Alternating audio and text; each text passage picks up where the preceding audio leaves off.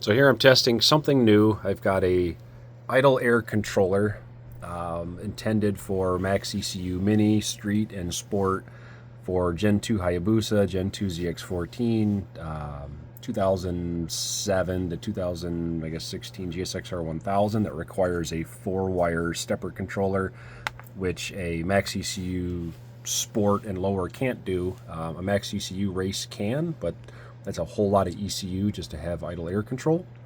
So this is plugged into my auxiliary plug, where I'm basically just getting 12-volt ground PWM signal out coming from ignition 6, which is a spare output on this particular setup. That goes into the box, and then we've got the 4 controller wires coming out.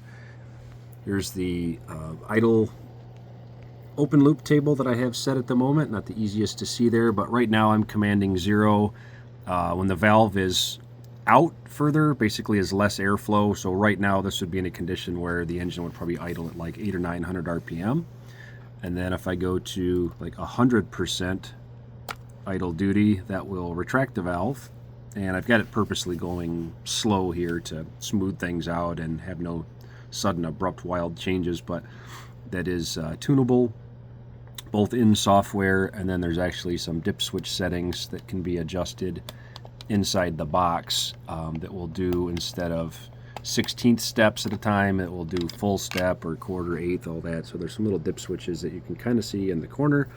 But so I've got my controller here, the actual idle stepper control valve there, and so you can kind of see this thing working. And we'll go back to 0 airflow.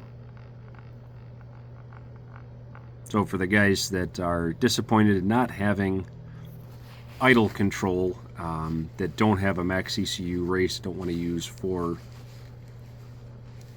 high level outputs in order to do that, this would be a solution.